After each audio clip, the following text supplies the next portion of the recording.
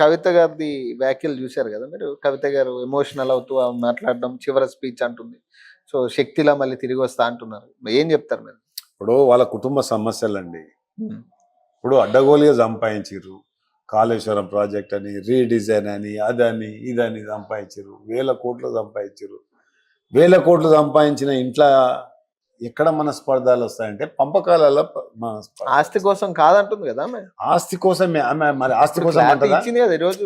లే. ఆస్తి కోసం కాదు. ఇప్పుడు శాసన మండలిలో మా ఆస్తుల కోసం అని చెప్తారా? హ్మ్. చెప్పరు.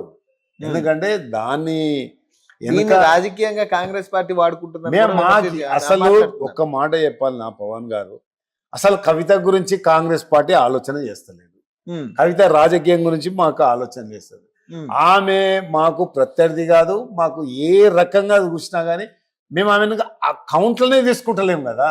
హ్మ్. కవిత అనే వ్యక్తిని మేము కౌంట్లనే తీసుకుంటలేము. హ్మ్. మేము కౌంట్లో తీసుకుంటున్నామని బీఆర్ఎస్ ను బీజేపీని తీసుకుంటాము. అసలు కవిత ఎపిసోడ్ గురించి మా కాంగ్రెస్ పార్టీలో అసలు చర్చనే మాట్లాడితే చెల్లికి సమాధానం చెప్పాలి, లేకపోతే మీ బిడ్డ అవును మరి. సమాధానం చెప్పాలి. ఇప్పుడు కేటీఆర్ గారు, హరీష్ రావు గారు ఏదో పెద్ద పెద్ద స్పీచ్లు ఇస్తారు కదా. నీ ఇంట్లో నీ చెల్లెకి న్యాయం చేసి బయట మాట్లాడు అంటున్నాం. ఇప్పుడు ఆమె అదే ఇలా చెప్తుంది, మీరు ఆ గౌరవ వాడుకుంటున్నారని. ముఖ్యమంత్రి గారు ఇలా 1,50,00,000 మందికి ఇలా ఆగర్భ శ్రీమంతులను చేస్తా అంటాం. దాన్ని ఆయన కౌంటర్ వేసినప్పుడు నీ చెల్లెలకి న్యాయం చేసి నువ్వు మాట్లాడని చెప్పినావు అంతే. హ్మ్. కానీ ఆమె ఈ విధంగా వాడుకుంటున్నారని చెప్తా ఉంది. అస్సలు కవిత గురించి కాంగ్రెస్ పార్టీ కానీ, మా పిసిసి ప్రెసిడెంట్ కానీ, మా రేవంత్ రెడ్డి ముఖ్యమంత్రి గారు కానీ, మా పార్టీ అసలు ఆమె గురించి ఒక్క ఇంటికే మందం కూడా ఆలోచన ఆమె శక్తిలా మళ్ళీ తిరిగి వస్తా అంటుంది. అంటే చూద్దాం ఆమె ఏ శక్తి తిరిగి వస్తుందో.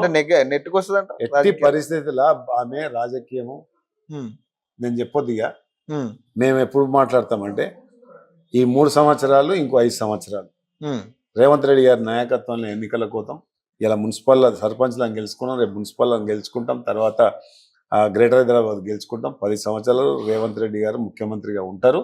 మంచి పరిపాలన అందిస్తారు. మొన్న మీరు చూసారు శాసనసభలో నేను తెలంగాణ ప్రయోజనాల కోసము ఏ చిన్న తప్పు చేయను, దేవునిపై ఆనా అన్నాడు.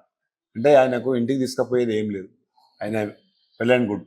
కానీ ఆయన జీవితం అంతా తెలంగాణకు దారపోయడానికి అవసరం అనుకుంటే ప్రాణత్యాగం చేయడానికి కూడా సిద్ధంగా ఉన్నాడు. అవసరం అనుకుంటే మోడీతో కొట్లాడతాడు, అవసరం అనుకుంటే చంద్రబాబు నాయుడుతో కొట్లాడతాడు, అవసరం అనుకుంటే పక్క రాష్ట్రాలతో కొట్లాడతాడు.